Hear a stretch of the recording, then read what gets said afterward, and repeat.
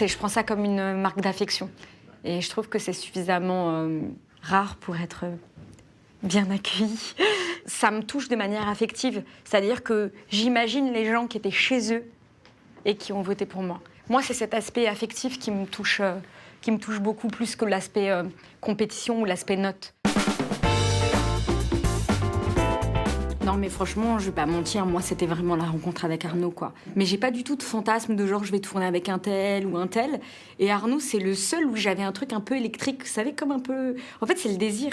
C'est comme le sentiment amoureux, d'avoir envie de quelqu'un, de tourner avec quelqu'un. Mais Arnaud, moi, ce que j'aime, c'est que c'est un cinéaste de sentiments. J'adore ça.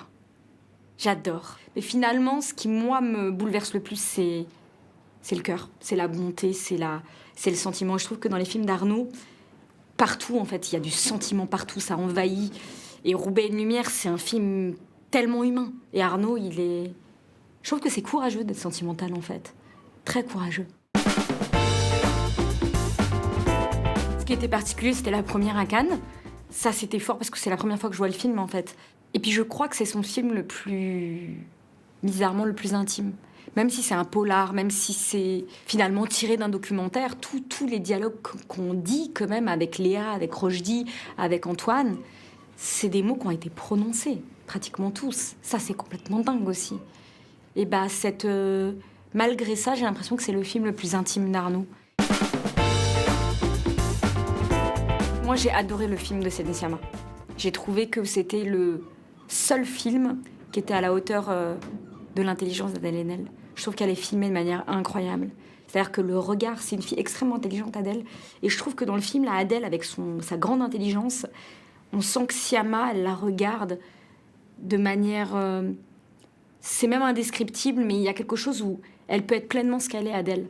Et on le voit dans des moments, il y a des plans statiques, hein, juste où elle regarde, presque face caméra, et on voit toute la complexité de son intelligence et de la puissance de sa présence. Ça m'a énormément épatée. Et vous voulez pas qu'on parle un instant de Lajli ? Moi, je pense qu'il ne faut pas laisser passer là les polémiques qui ont voulu comme ça un peu entacher et salir la réputation de Lajli et de son film, parce que en réalité, il y a aucune raison pour ça. Lajli, il est un citoyen honnête, il a payé sa dette, je veux dire, il a fait sa peine. Et le fait qu'il ait un casier judiciaire, je veux dire, ça ne concerne, entre guillemets, que lui. Ça fait partie de sa vie privée. Et le fait qu'il y ait comme ça des espèces de polémiques qui sont, on le sait, c'est vraiment à des fins de récupération politique et idéologique, et c'est vraiment, on n'est pas dupe de ça. Finalement, c'est dangereux pour tous les artistes, il ne faut pas laisser passer, je pense. Qui a dit que les artistes devaient avoir un casier judiciaire vierge ? Il y a des professions qui existent dans la société où on doit avoir un casier judiciaire vierge. C'est un fait, mais parce qu'il y a quelque chose de particulier. On ne demande pas aux autres professions d'avoir un perchman ou un caméraman, on ne lui demande pas s'il a un casier judiciaire vierge. Donc pourquoi un réalisateur, ce serait le cas ? Je veux dire, c'est grave qu'on puisse lui reprocher quelque chose de son passé alors qu'il est en règle aujourd'hui avec la société.